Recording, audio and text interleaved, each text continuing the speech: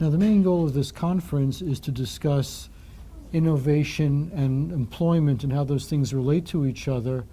Are there any legal aspects of that that you're especially interested in? Well, I've always been interested in this whole policy of the United States welcoming the talent of the world to come here and grow companies and employ people who are already here.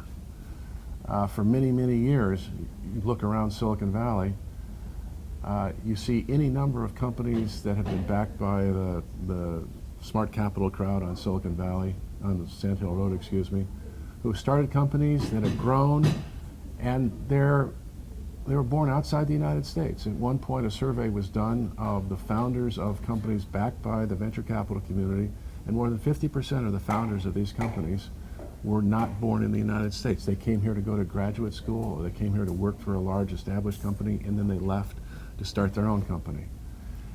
We became, and we still are, even to this day, the place where entrepreneurs want to come and seek fame and fortune.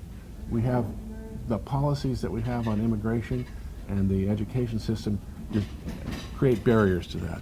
Now, what's wrong with our immigration policy? Are you talking about well-educated people who come here to go to graduate school and then they have to leave as soon as they're finished? That's one of the consequences.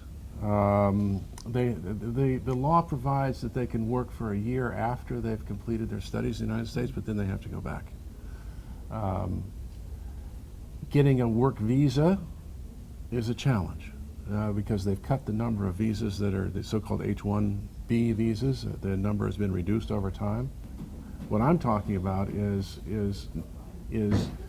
the discouraging of people who have talent, who have industry, who can create wealth, who can create jobs from coming here. And some of them are already here and we're making them leave. And some of them who are already here are making them leave. What sense does it make to require, the people who are graduating from Stanford and Berkeley, who came to the United States to seek an education that they couldn't get in their homeland, to be forced to go back? Now, maybe they'll come back, maybe they won't. But from the United States standpoint, I would say, well, we should keep them. They have a PhD in computer science. Why shouldn't we have them come here, stay here, create jobs, create subsidiaries back in India or Pakistan or Estonia or wherever? This is all good for the global economy, and it's good for us.